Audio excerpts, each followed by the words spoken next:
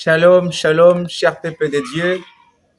Que la grâce et la miséricorde du Seigneur vous soient accordées de partout où vous nous suivez. Je rends grâce au Seigneur pour ces privilèges qu'il m'a encore accordés pour revenir auprès de vous pour continuer cette série d'enseignements que nous avons commencé. Cette série d'enseignements qui s'intitule « Le mystère de l'évangile de Jésus-Christ ».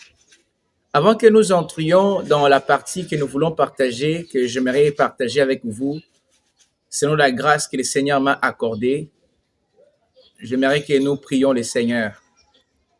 Seigneur Dieu, que toute la gloire, l'honneur te reviennent. Toi qui produis en nous le vouloir et le faire. Nous recommandons ces moments entre tes mains. Parle-nous par ton Esprit Saint et que l'intelligence humaine se taise afin que ta vie nous soit communiquée par ta parole, cette parole par laquelle tu veux nous sanctifier, ô Dieu.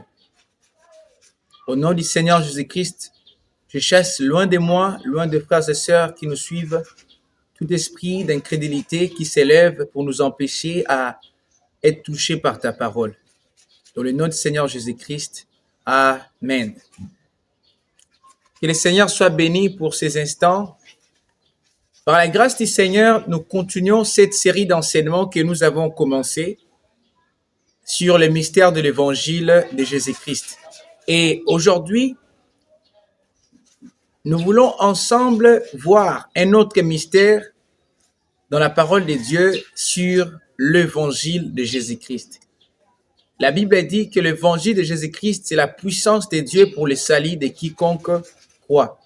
Cependant, nous lirons dans la Bible, au livre de Matthieu chapitre 27, à partir du verset 45 au verset 47. C'est là où se trouvent les sujets ou les mystères que nous voulons ensemble partager avec vous. Lisons la parole du Seigneur. Matthieu chapitre 27, à partir du verset 45 au verset 47, nous lisons. Il est écrit: Depuis la 6e heure jusqu'à la 9e, il y eut des ténèbres sur toute la terre. Et vers la 9e heure, Jésus s'écria d'une voix forte, Eli, Eli, lama sabachthani. C'est-à-dire, mon Dieu, pourquoi m'as-tu abandonné? Quelques-uns de ceux qui étaient là, l'ayant entendu dire, il appelle Eli. La parole du Seigneur. Les mystères que nous voulons découvrir par l'aide de l'Esprit Saint, selon la grâce que le Seigneur nous a faite, c'est au verset 46. La Bible dit, vers la 9e heure, Jésus s'écria d'une voix forte, Eli, Eli, lama sabachthani, c'est-à-dire, mon Dieu, pourquoi m'as-tu abandonné? Le mystère est que Jésus-Christ, le juste, abandonné. Jésus-Christ, le juste, abandonné. Là où nous venons de lire, c'est les instants de la crucifixion de notre Seigneur Jésus-Christ. Il était déjà sur la croix et la Bible dit que depuis la 6e heure jusqu'à la 9e heure, il y eut des ténèbres sur toute la terre. Cependant, vers la 9e heure, Jésus-Christ s'écria d'une voix forte. Il s'écria d'une voix forte en disant, mon Dieu, pourquoi m'as-tu abandonné? Chers frères et sœurs, en lisant dans la parole de Dieu, dans le Nouveau Testament, particulièrement dans les livres dont on identifie par les évangiles, le livre de Matthieu, de Marc, de Luc et de Jean, avant la crucifixion, vous lirez les prières de Jésus-Christ, vous ne trouverez pas cette prière où Jésus-Christ s'adresse au Père en lui posant une question, et la question qu'il pose, il le pose à une voix forte. La Bible dit, il s'écria d'une voix forte, mon Dieu, pourquoi m'as-tu abandonné? C'est Jésus-Christ, le Fils de Dieu, qui s'adresse au Père. En s'adressant au Père, il dit au Père, il pose au Père la question, pourquoi m'as-tu abandonné? Mon Dieu, pourquoi m'as-tu abandonné? Chers frères et sœurs, si le Christ était arrivé au point de poser cette question au Père sur la croix, c'est parce qu'il était véritablement, véridiquement, absolument abandonné. Voilà pourquoi il est arrivé à poser cette question. Lorsque nous disons qu'une personne est abandonnée, cela veut dire la personne a été laissée seule. La personne est rejetée. La personne est laissée à l'abandon. Il éprouve ce qu'on appelle le rejet. Et le Christ, sur la croix, il a été laissé seul. Il a été abandonné. Il a été laissé à l'abandon. Il a été rejeté. Cependant, abandonné de qui? Abandonné de son Père. Alléluia.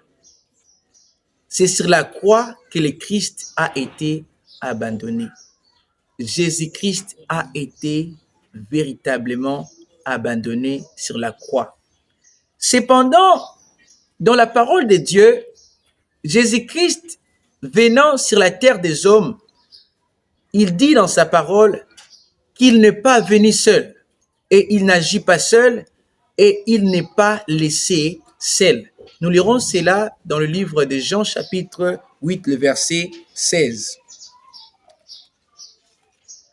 Jean chapitre 8, le verset 16, il est écrit, « Et si je juge, mon jugement est vrai, car je ne suis pas seul, mais le Père qui m'a envoyé est avec moi. » Ici, c'est Jésus-Christ durant son ministère terrestre, avant la crucifixion. Il dit à ses disciples, il dit à ceux-là qui lui écoutaient, à ceux-là qui le suivaient, il leur dit, « Si je juge, mon jugement est vrai. » Pourquoi? Parce que je ne suis pas seul. Jésus-Christ a déclaré ouvertement qu'il n'est pas seul. Il a dit, mais celui qui m'a envoyé, le Père qui m'a envoyé, est avec moi. Jésus-Christ nous révèle ici son intimité, sa relation, sa communion qui était étroite, parfaite avec le Père et qu'il n'agissait pas seul et qu'il ne parlait pas par lui-même, mais il était avec son Père qui lui a envoyé. Il dit, je ne suis pas seul, mais le Père qui m'a envoyé est avec moi. Donc, avant la crucifixion, Jésus-Christ démontre au monde, à ceux qui le suivaient, qu'il n'était pas seul. C'est-à-dire, Jésus-Christ n'était pas abandonné. Jésus-Christ marchait allant de ville en ville, de village en village. Il n'était pas abandonné. Jésus-Christ, le Fils de Dieu, à l'égard du Père, il avait une relation parfaite, une communion parfaite et étroite avec le Père. Et il continue, il accentue au verset 29, toujours dans le livre de Jean chapitre 8, au verset 29, il dit, « C'est lui qui m'a envoyé est avec moi. Il ne m'a pas laissé seul, parce que je fais toujours ce qui lui est agréable. » Jésus-Christ, il vient encore donner plus de précision sur sa relation, c'est sa communion parfaite avec le Père. Il dit, c'est lui qui m'a envoyé. C'est le Père. C'est lui qui m'a envoyé est avec moi. Il ne m'a pas laissé seul, c'est-à-dire il ne m'a pas abandonné. Et ici, c'est avant la crucifixion, avant qu'il soit pendu au bois. Alléluia. Jésus-Christ, le juste, abandonné. Le Père ne m'a pas laissé seul parce que je fais toujours ce qui lui est agréable. Là, c'est ce que le Seigneur Jésus-Christ est en train de parler. Le Seigneur est en train de témoigner de sa relation, de sa communion, qui était parfaite, étroite avec le Père. Alléluia. Et dans la parole de Dieu, non seulement le Fils qui témoigne de sa relation avec le Père et que cette relation était parfaite et que cette relation, cette communion était étroite, mais le Père lui-même aussi a témoigné de sa relation avec le Fils. Alléluia. Son Fils qui fait toujours ce qui lui est agréable. Son Fils qui a marché sur la terre des hommes faisant toujours ce qui lui était agréable. Le témoignage que le Père a rendu au Fils, nous le trouvons premièrement dans le livre de Matthieu chapitre 3, le verset 17. Nous lirons Matthieu chapitre 3, le verset 17.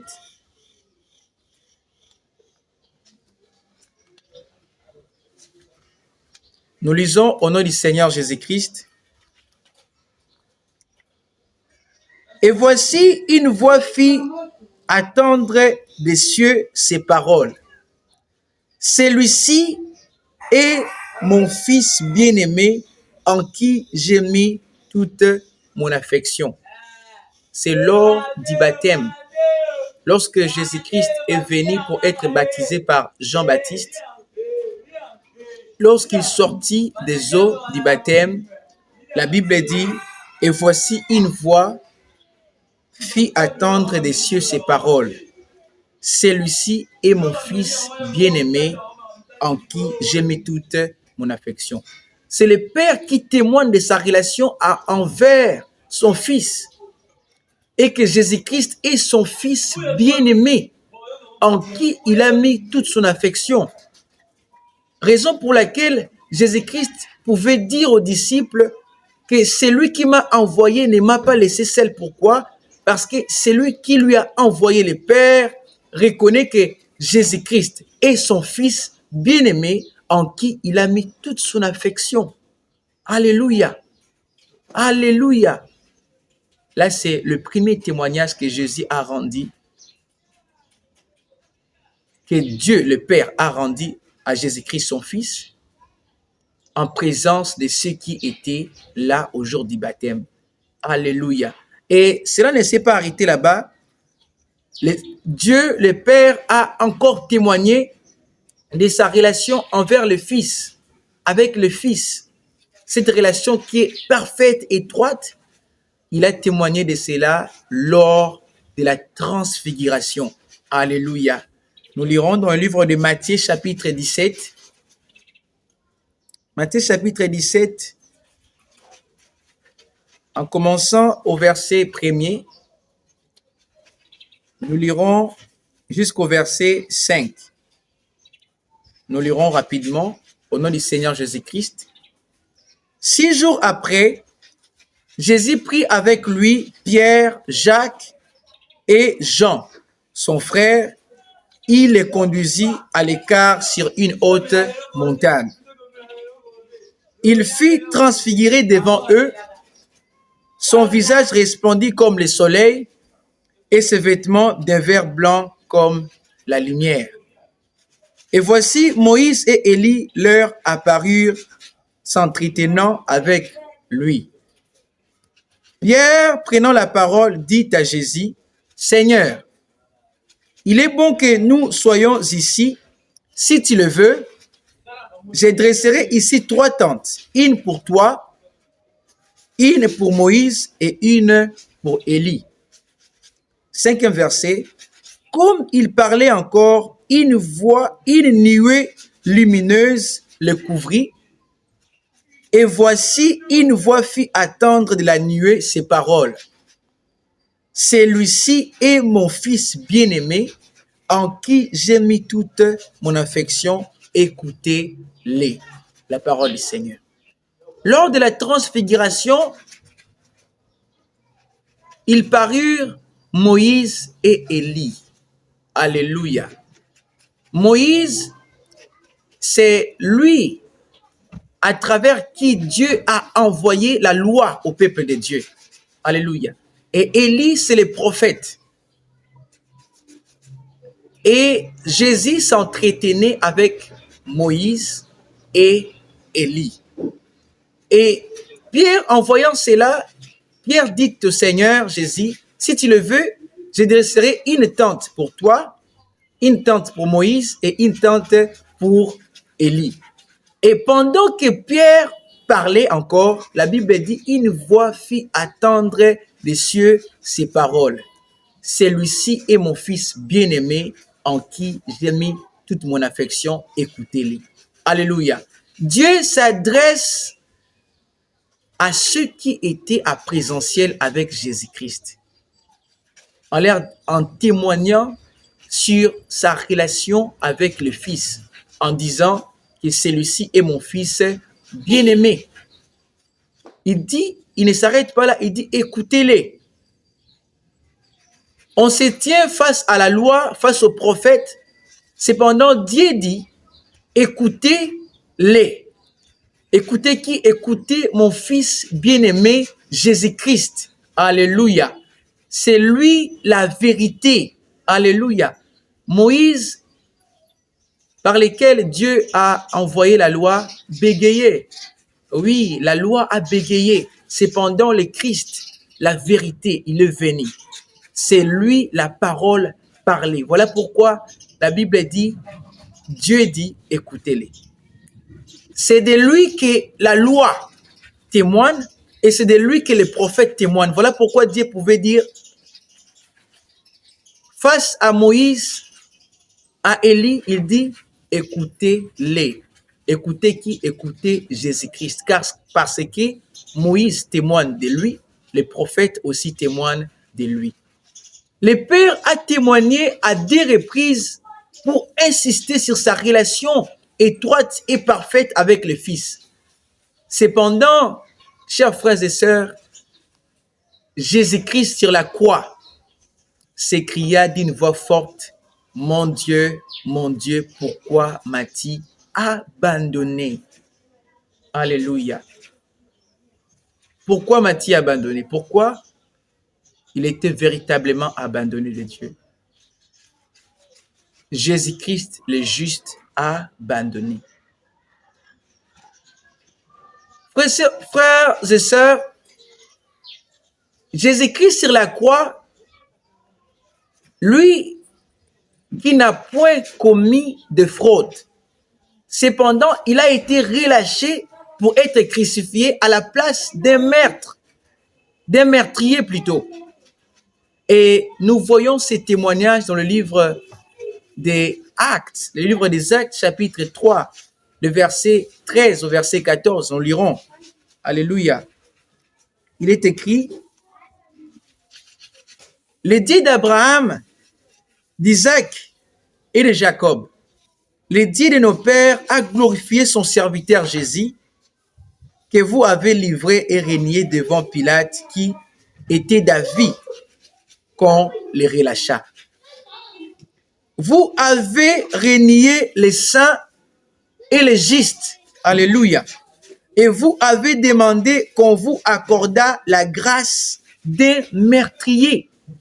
Si Jésus-Christ s'est retrouvé sur la croix en ce jour-là, au jour de la crucifixion, c'est parce que le peuple Israël avait demandé qu'on relâche les meurtriers, que Jésus, le juste, le saint, soit crucifié.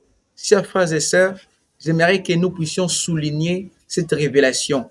Jésus-Christ, le juste, Alléluia. Jésus-Christ, le juste, relâché pour être crucifié. Le juste abandonné. Il a été renié par les siens et il s'est retrouvé crucifié sur la croix. Alléluia. Cependant, c'est lui le saint, c'est lui le juste. Alléluia. Alléluia. C'est de lui dont Dieu parle en disant, j'ai trouvé celui qui accomplira toutes mes volontés. Alléluia. Nous lirons dans le livre des Actes, Actes chapitre 13, le verset 23. On va commencer par le verset 23. Il est écrit, c'est de la postérité de David que Dieu, selon sa promesse, a suscité à Israël un sauveur qui est Jésus. Alléluia. Et nous allons revenir au verset 21 et lire jusqu'au verset 22. Il est écrit, ils demandèrent alors un roi et Dieu leur donna pendant 40 ans Saoul, fils de Kis de la tribu de Benjamin. Puis, l'ayant rejeté, il leur suscita pour roi David, auquel il a rendu ce témoignage, j'ai trouvé David, fils d'Isaïe, homme selon mon cœur, qui accomplira toutes mes volontés. Alléluia. Dieu dit, j'ai trouvé David, homme selon mon cœur, qui accomplira toutes mes volontés. Chers frères et sœurs, David, il est celui qui a accompli les volontés de Dieu. Sauf, il est tombé contre la volonté de Dieu en prenant la femme de son soldat, Hur. Cependant, Jésus-Christ, le juste, il a accompli toutes les volontés de Dieu. Et c'est de lui dont cette déclaration est faite. J'ai trouvé l'homme selon mon cœur qui accomplira toutes mes volontés. C'est de Jésus-Christ qu'il s'agit. C'est de Jésus-Christ le juste. Cependant, c'est Jésus-Christ notre Seigneur sur la croix s'écria d'une voix forte, mon Dieu, pourquoi m'as-tu abandonné? Alléluia. Alléluia. Pourtant, il est écrit dans la parole du Seigneur, dans le livre des Psaumes chapitre 37. Psaume chapitre 37, le verset 25, il est écrit, j'ai été jeune, j'ai vieilli, je n'ai point vu le juste abandonné, ni sa postérité mendiant son pain. Le Christ a été abandonné sur la croix. Voilà pourquoi, connaissant qu'il est écrit que Dieu n'a jamais abandonné les justes, raison pour laquelle Jésus-Christ s'écria d'une voix forte, mon Dieu, pourquoi m'as-tu abandonné? Le psalmiste David dit, j'ai été jeune, j'ai vieilli, je n'ai point vu le juste être abandonné. Cependant, Jésus-Christ, le juste, a été abandonné sur la croix. Chers frères et sœurs, mettez-vous là et méditez sur ces faits. La Bible dit, j'ai été jeune, j'ai vieilli, je n'ai point vu les justes abandonnés. Cependant, Jésus-Christ s'écria d'une voix forte, mon Dieu, pourquoi m'as-tu abandonné? C'est une question que Jésus-Christ pose. Et cette question mérite une réponse.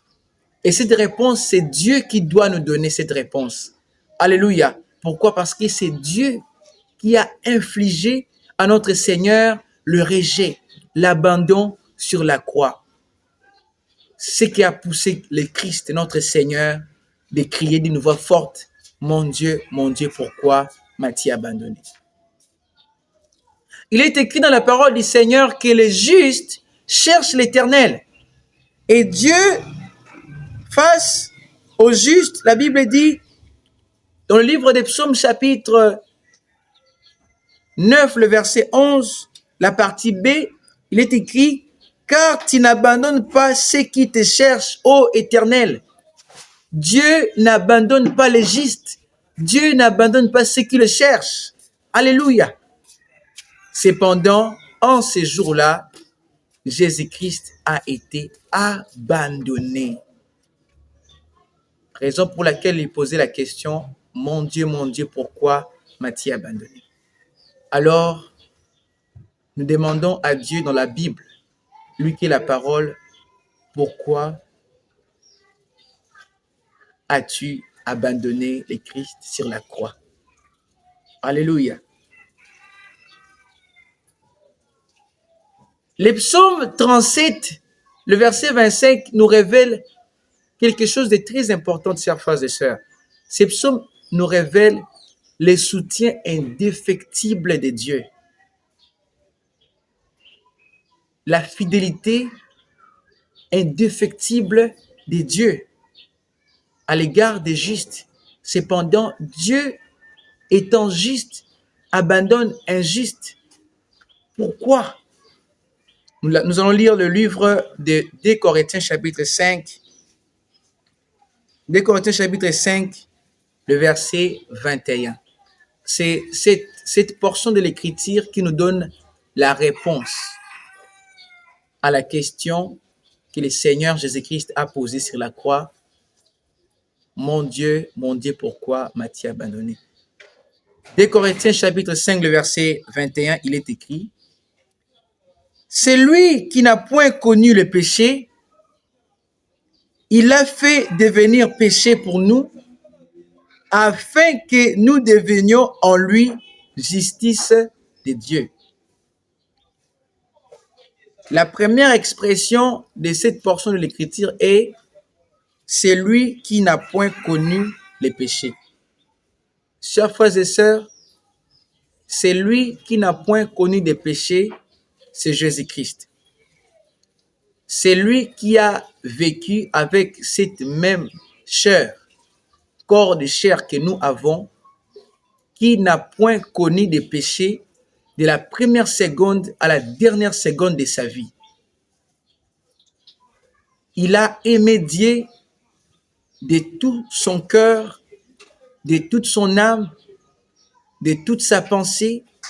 Il n'est pas entré, même pour une seule seconde, dans ses pensées, une fraude ou une iniquité. Chers frères et sœurs, l'incomparable, Jésus-Christ est l'incomparable. Cette déclaration nous révèle la suprématie de sa sainteté. Jésus-Christ, le seul qui n'a point connu de péché. Jamais un homme n'a marché comme lui. Chers frères et sœurs, de la première seconde à la dernière seconde de sa vie, il n'a point commis de péché. La déclaration qui vient ensuite, l'expression qui vient ensuite, c'est « Il l'a fait devenir péché pour nous ». Dieu a fait devenir Jésus-Christ péché pour nous. La troisième expression, c'est la conséquence, afin que nous qui croyons en lui, afin que nous, l'Église, nous devenions en lui, en Jésus-Christ, justice de Dieu. Lorsque nous croyons en Jésus-Christ, Dieu nous justifie. La justice nous est imputée, c'est-à-dire Dieu nous considère justes, Dieu nous traite comme il doit traiter un juste. Alléluia. Alors, Dieu faisant devenir Jésus-Christ péché, c'est-à-dire Dieu a déclaré et a considéré Jésus-Christ comme un pécheur. Et Dieu l'a traité parfaitement comme il doit traiter un pécheur. Alléluia.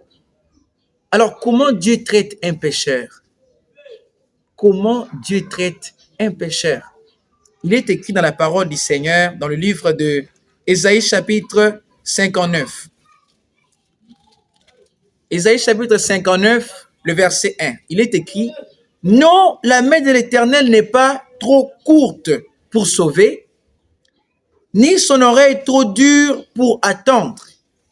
Mais ce sont vos crimes qui mettent une séparation entre vous et votre Dieu.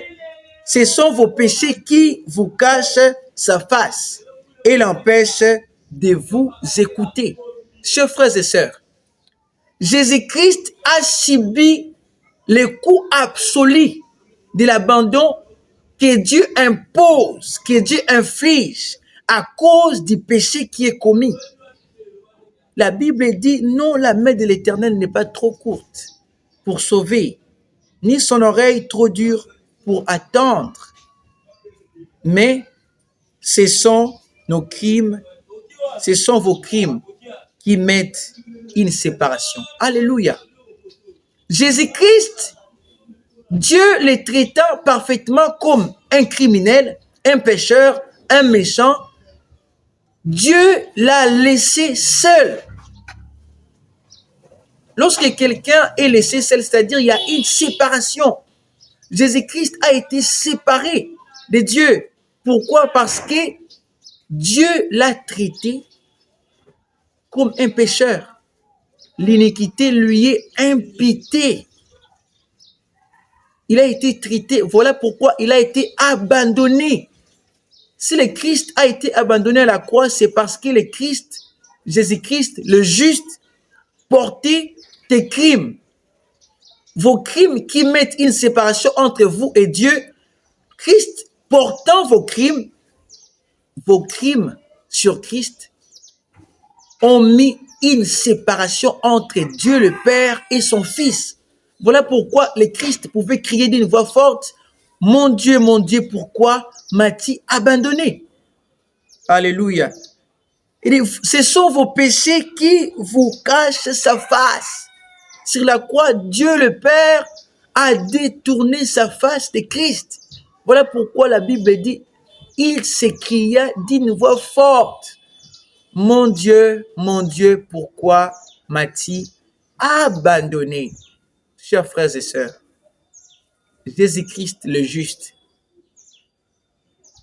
abandonné. Pourquoi? Parce qu'il portait vos péchés, vos transgressions. Parce qu'il portait vos crimes. Parce que le mal que vous avez fait lui est imputé. Et Dieu l'a traité comme il devait vous traiter. Parce que c'est vous qui méritez ce châtiment, cette séparation. C'est vous qui méritez ce châtiment, cette séparation. Cependant, Christ a accepté d'être séparé du Père, d'être abandonné, d'être laissé seul sur la croix. Alléluia. Il a accepté de subir le coup, cette séparation. Alléluia. Et la Bible dit, au chapitre 53 du livre d'Ésaïe, nous lirons le verset 11. Il est écrit, « À cause du travail de son âme, il rassasiera ses regards. Par sa connaissance, mon serviteur juste justifiera beaucoup d'hommes. Il se chargera de leur iniquité. » Sur la croix, Jésus-Christ s'est chargé de vos iniquités. Et à cause de vos iniquités, Jésus-Christ a été abandonné sur la croix. Jésus-Christ a été délaissé sur la croix, laissé seul. Et en criant sur la croix, Dieu a caché sa face. Dieu n'est pas venu en aide. Dieu n'a pas apporté les secours. Alléluia. Alléluia. Il est écrit, toujours dans le même chapitre 53 du livre d'Ésaïe, le verset 2 et le verset 3, il est écrit, « Il s'est levé devant lui comme une faible plante, comme un rejeton qui sort d'une terre desséchée. Il n'avait ni beauté ni éclat pour attirer nos regards. Et son aspect n'avait rien pour nous plaire. Troisième verset. Méprisé et abandonné des hommes.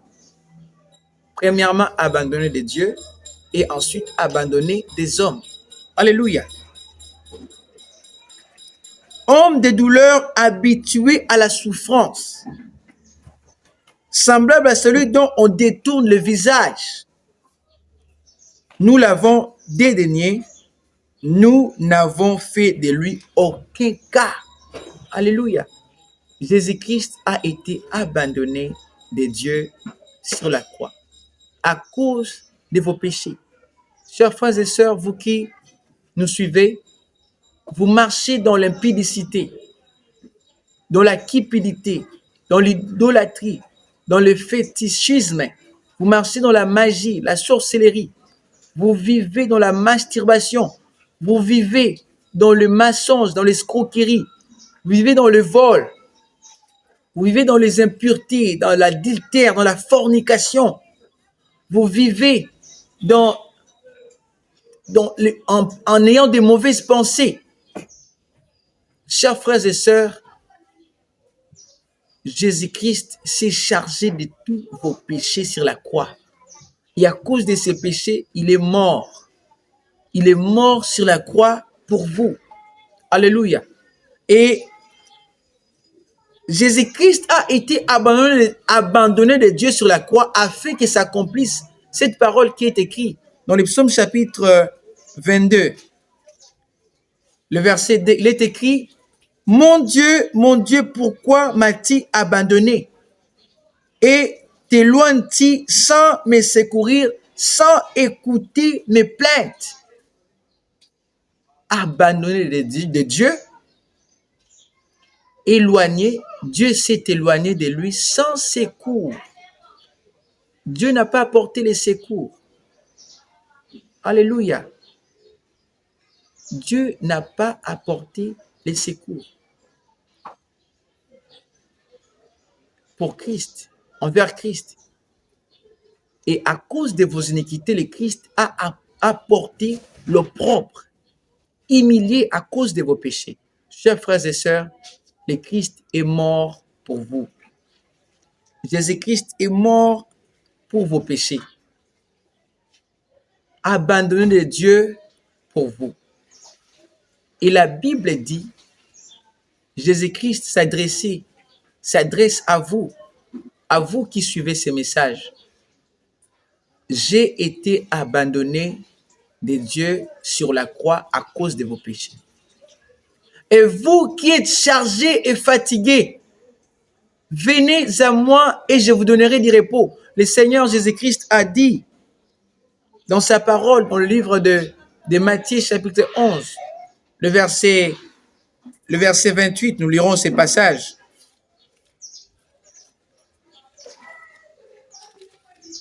Matthieu chapitre 11, le verset 28, il est écrit: venez à moi, vous tous qui êtes fatigués et chargés, je vous donnerai du repos. Vous êtes fatigués et chargés à cause du péché, accablés par les péchés, esclaves du péché. Chers frères et sœurs, Jésus-Christ vous appelle, venez à moi. Il a dit dans sa parole qu'il ne mettra pas d'ailleurs celui qui vient à lui. Si le Christ a été abandonné de Dieu pour vos péchés, c'est afin que vous rentriez en relation avec Dieu, afin que vous rentriez dans la vie de communion, une communion parfaite avec Dieu.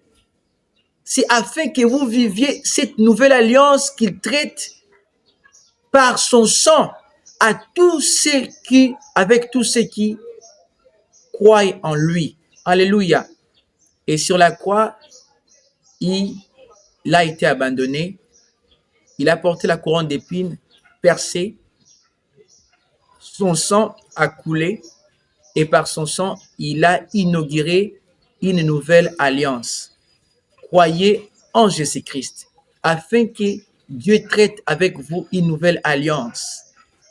Et dans cette alliance, Dieu a déclaré que je serai pour vous un père et vous serez pour moi de fils et de filles.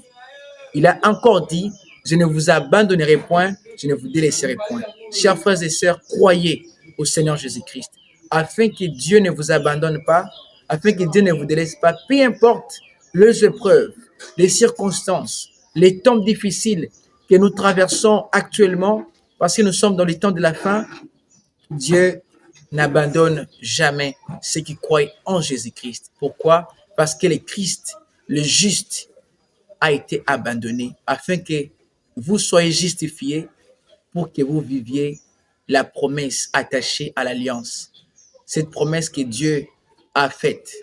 Je ne vous abandonnerai point, je ne vous délaisserai point. Que le Seigneur bénisse sa parole, que le Seigneur vous bénisse, vous qui avez suivi ces messages.